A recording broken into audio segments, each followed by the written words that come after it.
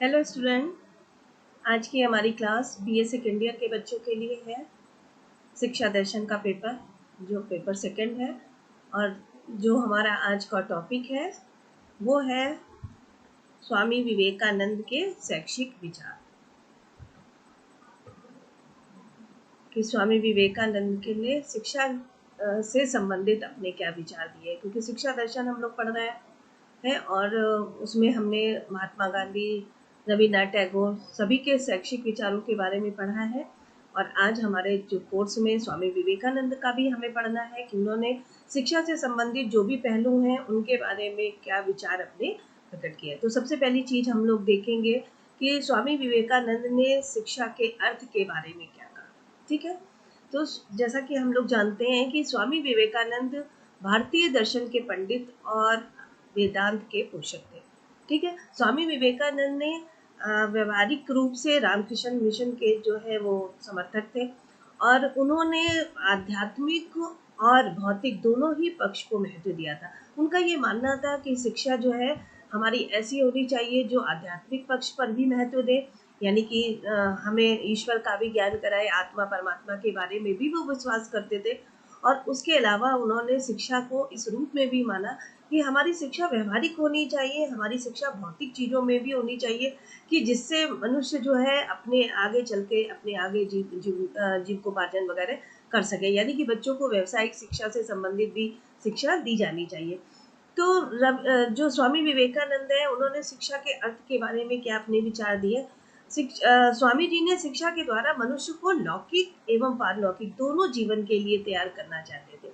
लौकिक यानी कि जो चीज उनके हिसाब से कि मनुष्य को स्वावलंबी बनना चाहिए, मनुष्य को ऐसे कार्य सिखाने चाहिए जैसे व्यक्ति जो है आगे चल करके स्वावलंबी बन सके, अपने जीवन का निर्वाह कर सके। उसके अलावा उन्होंने पारलौकिक जीवन को भी महत्व दिया है। उन्होंने कहा कि ईश्वर के आस्था, यानी जो उन्होंने एक तो सबसे बड़ी चीज उन्होंने ये माना है कि जो ये संसार है वो ब्रह्मा के द्वारा ही निर्मित है। तो उन्होंने ब्रह्मा के स्वरूप को भी स्वीकार किया है, उन्होंने पारलौकिक जीवन को भी महत्व दिया है। उसके अलावा उन्होंने कहा है कि लौकिक दृष्टि से उन्होंने ये नारा दिया कि हमें ऐसी शिक्षा चाहिए जिसके द्वारा चरित्र का गठन, सबसे मेन चीज उन्होंने मनुष्य के चरित्र के गठन पर बल दिया कि मनुष्य की जो मन है वो आत्मा है, उसको शुद्ध होना बहुत जरूरी है। मन का बल बढ़े, बुद्धि का विकास हो और मनुष्य स्वावलंबी बने, ऐसी शिक्षा स्वामी विवेकानंद चाहते थे। उन्होंने कहा मनुष्य को ऐसी शिक्षा दी जाए जिससे उसके सबसे पहली चीज तो उसका एक चरित्र जो है वो उत्तम बन सके, उसका मन का बल बढ़े, बुद्धि का विकास हो सके और मनुष्य जो है वो स्वावलंबी बन सके। इसीलिए उन्होंने असली शिक्षा वो माना कि मनुष्य के निर्माण की शिक्षा। वो ये मानते थे कि शिक्षा हमारी ऐसी हो जो सही में मनुष्य का निर्माण कर सके।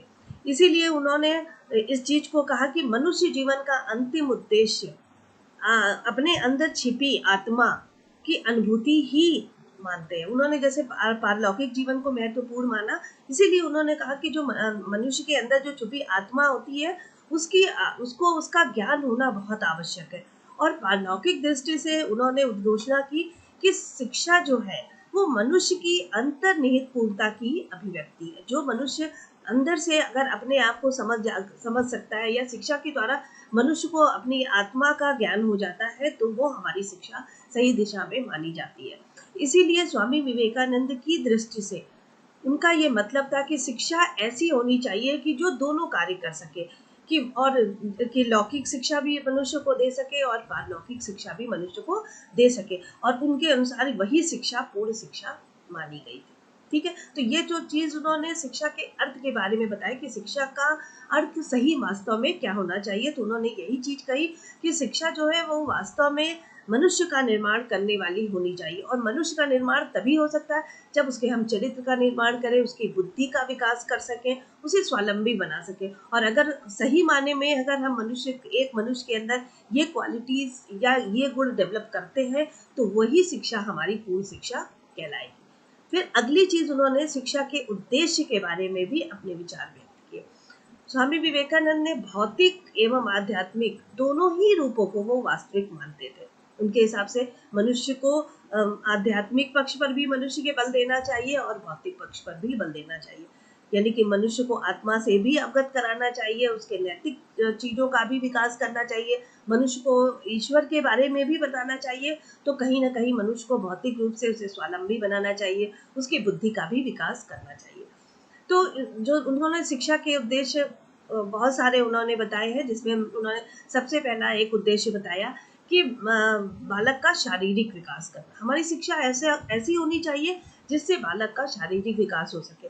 भौतिक दृष्टि से उन्होंने कहा कि इस समय हमें ऐसे बलिष्ठ लोगों की आवश्यकता है जिनकी मांसपेशियां लोहे के समान दृढ़ हो और स्नायु जो है वो फौलाद की तरह कठोर हो। आत्म अनुभूति के लिए उन्होंने ज्ञान योग, कर्म योग, भक्ति योग तथा राजयोग को आवश्यक माना। यानी कि भौतिक शिक्षा पर भी उन्होंने बल दिया और आध्यात्मिक शिक्षा पर भी बल दिया। और उसके लिए उन्होंने कहा कि मनुष्य की का शारीरिक विकास भी बहुत जरूरी है और शिक्षा का एक उद्देश्य ये होना चाहिए कि मनुष्य का शारीरिक विकास होना बहुत जरूरी, क्योंकि स्वस्थ शरीर में ही स्वस्थ मस्तिष्क का निर्माण होता है। उनका भी ये मानना था, जैसे ये हमारी जो ये डेफिनेशन है वो अरस्तु द्वारा कही गई है, परंतु स्वामी विवेकानंद भी कहीं ना कहीं इस परिभाषा से संतुष्ट थे। उनका भी ये मानना था कि जब मनुष्य का अगर शरीर स्वस्थ होगा तभी उसका मस्तिष्क भी पूर्ण रूप से संतुष्ट या स्वस्थ हो सकता है। दूसरी चीज उन्होंने मानसिक एवं बौद्धिक विकास पर बल दिया। स्वामी जी जो है वो ये चाहते थे कि उनका ये मानना था कि जो भारत है उसका सबसे पिछड़ेपन होने का सबसे बड़ा कारण है कि उसके बौद्धिक पिछड़ेपन को उन्होंने बताया कि वो बौद्धिक रूप से बहुत कमजोर है। इसीलिए उन्होंने कहा कि एक बालक का मानसिक एवं बौद्धिक विकास किया जाना चाहिए। इसके लिए उन्हें आधुनिक संसार के ज्ञान विज्ञान से परिचित कराना चाहिए। जहाँ से भी जो भी अच्छा ज्ञान एवं कौशल मिले उसे प्राप्त करना चाहिए। तो इस तरह से उन्होंने मानसिक एवं बौद्धिक विकास पर भी बल दिया। अगली चीज उन्होंने समाज सेवा की भावना का विकास करने पर बल दिया। उनका ये मानना था कि मनुष्य के अंदर ऐसी क्वालिटी रखी जाए कि एक बालक जो है वो सामाजिक बन सके, यानी कि समाज में रहने वाले दीनहीन लोगों की सेवा कर सके और जो लोग समाज में जिनका स्थान ऊंचा नहीं है उनको ऊंचा उठाने के लिए प्रयत्न करें, उनकी समाज सेवा करें। तो उन्होंने कहा कि ऐसी शिक्षा होनी चाहिए कि मनुष्य के अंदर, मनुष्य को पढ़ने लिखने के बाद मनुष्य मात्र की भलाई करनी चाहिए। उन्होंने भारत की जनता को, दरिद्रता को स्वयं अपनी आंखों से देखा था, इसलिए वो चाहते थे कि पढ़े लिखे और संपन्न लोग दीनहीनों की सेवा करें। वो चाहते थे कि जब लोग पढ़ लिख जाएंगे तो वो ऐसे गरीब लोगों की, दीनहीन लोगों की सेवा करेंगे और उन्हें ऊंचा उठाने का प्रयत्न करेंगे और समाज सेवा करेंगे। ठीक है, तो इसी तरह से उन्होंने आध्यात्मिक दृष्टि से भी समाज सेवा को बहुत ज्यादा महत्व देते थे। ये मनुष्य को ईश्वर का मंदिर मानते थे और उसकी सेवा को ईश्वर की सेवा मानते थे।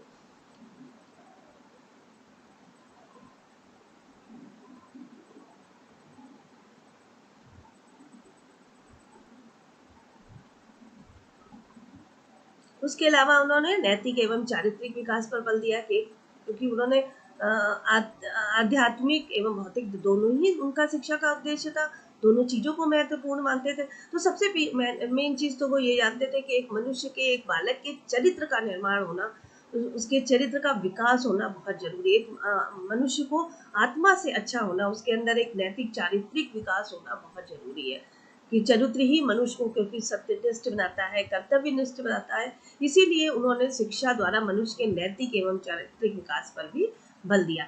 नैतिकता से उनका क्या तात्पर्य था कि सामाजिक नैतिकता, यानी कि समाज में दीनहीन लोगों की सेवा करना, उनके बारे में उनको जो ऊंचा उठाने का प्रयास करना, और धार्मिक नैतिकता दोनों से ही था उनका कि चारित्रिक विकास था उनका था कि सामाजिक नैतिकता और धार्मिकता नैतिकता दोनों से होना चाहिए और तभी बालक का एक चारित्रिक विकास हो सकता है। उन्होंने आत्म बल के विकास पर भी जोर दिया कि मनुष्य को सत्य पर मार्ग में चलने में शिक्षा हमारी सहायता करनी चाहिए, उसे असत्य मार्ग, जो गलत रास्ता है, उस पर चलने से रोकने के लिए उनका। तो स्वामी विवेकानंद का ये विश्वास था कि ऐसे नैतिक एवं चरित्रवान मनुष्यों से कोई समाज अथवा राष्ट्र आगे बढ़ सकता है, तभी ऊंचा उठ सकता है, जब यदि हम मनुष्य का नैतिक एवं चारित्रिक विकास करते हैं। अगला हमारा पॉइंट है व्यावसायिक विकास। उनका जब उन्होंने भौतिक पक्ष को भी महत्वपूर्ण दिया, उन्होंने कहा कि बच्चों को मनुष्य को स्वावलंबी बनाना चाहिए। इसीलिए उन्होंने कहा, क्योंकि जो सबसे बड़ी चीज़ है आज के समय की वो रोटी कपड़े और मकान की डिमांड है, मांग है। इसीलिए स्वामी जी ने जो भारत की दरिद्र जनता को जब अपने बड़े निकट से अपने पास सामने देखा, तो उनको रोटी कपड़े और मकान की मांग करते हुए देखा गया। तो उन्होंने ये पाश्चात्य देशों के जो वैभवशाली जीवन को भी देखा था। तो जब उन्होंने अपनी दरिद्र जनता को देखा, तो उसके बाद उनको ऐसा लगा कि इन देशों ने ये भौतिक संपन्नता जो है वो ज्ञान विज्ञान और तकनीकी के विकास के द्वारा ही संभव है। जब मनुष्य जो है ये ज्ञान विज्ञान की शिक्षा प्राप्त करेगा, तकनीकी का विकास करेगा, तभी वो इस गरीबी से निकल सकता है। अतः उन्होंने ये घोषणा की कि कोरे आध्यात्मिक सिद्धांतों से जो है वो जीवन नहीं चल सकता, कि केवल हम ये नैतिक चरित्र का विकास करें, केवल हम आध्यात्मिक पक्ष को महत्व दें। उनका ये जब उन्होंने इतनी दरिद्र जनता को जब पास से देखा, तो उनको ये एहसास हुआ कि कहीं ना कहीं हम आध्यात्मिक सिद्धांतों से अपने जीवन को पार नहीं कर सकते। इसीलिए उन्होंने व्यावसायिक विकास पर बल दिया। उन्होंने कहा कि मनुष्य को ज्ञान विज्ञान और तकनीकी के विकास पर भी बल देना जरूरी है, क्योंकि रोजी रोटी और रोटी कपड़े और मकान की डिमांड जो है वो हर व्यक्ति की है, और जब तक व्यक्ति व्यावसायिक विकास उसका नहीं होगा, तब तक वो इन सब चीज़ों से परे नहीं हो सकता।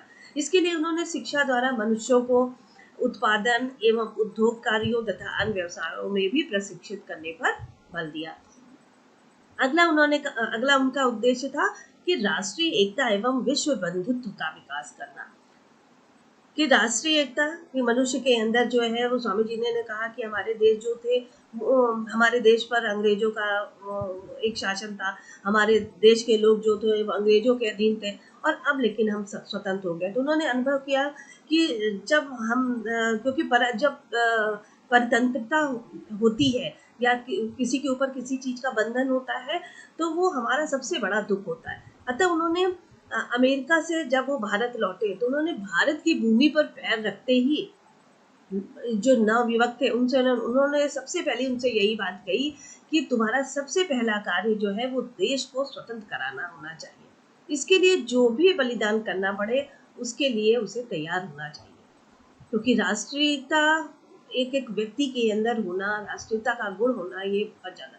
और उन्होंने उस समय ऐसी शिक्षा की व्यवस्था की आवश्यकता पर भी बल दिया कि देशवासियों में राष्ट्रीय चेतना जागृत कर सके, उन्हें संगठित होकर देश की स्वतंत्रता के लिए संघर्ष करते रहे। ठीक है। तो उन्होंने स्वामी विवेकानंद ने शिक्षा का एक ये भी उद्देश्य माना कि एक बच्चे के अंदर या मनुष्य के अंदर राष्ट्रीयता की भावना का भी विकास होना चाहिए। अगला पॉइंट उन्होंने दिया कि धार्मिक शिक्षा एवं आध्यात्मिक विकास। स्वामी जी द्वारा मनुष्य के भौतिक एवं आध्यात्मिक दोनों पक्षों के विकास पर बल दिया गया। उन्होंने भौतिक विकास और आध्यात्मिकता की पृष्ठभूमि दोनों चीजें मनुष्य के अंदर होनी चाहिए, और उसका आध्यात्मिक विकास भौतिक विकास के आधार पर ही होना चाहिए, ये मानते थे स्वामी विवेकानंद। और उन्होंने कहा कि यह तभी संभव है जब मनुष्य धर्म का पालन करे। धर्म को स्वामी जी उसके उस व्यापक रूप में लेते थे।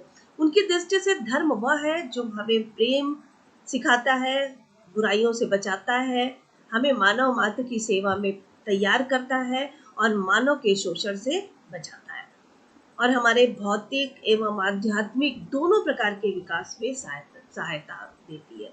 तो उस प्रकार की शिक्षा पर उन्होंने बल दिया। स्वामी विवेकानंद ने धार्मिक शिक्षा एवं आध्यात्मिक शिक्षा दोनों पर बल दिया। उन्होंने कहा, और धर्म तभी वही धर्म माना जाता है जो हमें प्रेम सिखाता है, बुराइयों से बचाता है, मानव की सेवा करता है, मानव समाज सेवा करता है, और अगर जो भी मानव है जिसका शोषण हो रहा है उससे बचाता है, तो यही हमारी सही शिक्षा मानी गई है। उनकी दृष्टि से संसार के अन्य धर्म में कुछ ऐसी ही शिक्षाएं देते थे, पर उन सब में हमारा भारतीय वेदांत जो धर्म है वो सर्वश्रेष्ठ है। तो जो स्वामी विवेकानंद है, उन्होंने शिक्षा को लौकिक एवं पारलौकिक दोनों चीजों पर महत्व दिया, यानी कि भौतिक एवं आध्यात्मिक दोनों पक्षों के विकास पर उन्होंने समान बल दिया कि शिक्षा के में एक बालक का भौतिक विकास भी होना चाहिए और उसका आध्यात्मिक विकास भी होना चाहिए। तो ये तो थे हमारे कि स्वामी विवेकानंद ने शिक्षा के उद्देश्य के बारे में क्या कहा, कौन कौन से उन्होंने शिक्षा के उद्देश्य बताए, शिक्षा के अंत को किस रूप में माना। उसके अलावा अभी हम और आगे देखेंगे कि शिक्षा के पाठ्यक्रम के बारे में उन्होंने क्या कहा, शिक्षण विधियाँ क्या चाहते थे कि किस प्रकार की हमारी शिक्षण विधियाँ होनी चाहिए, किस प्रकार के अनुशासन विद्यालय में होना चाहिए,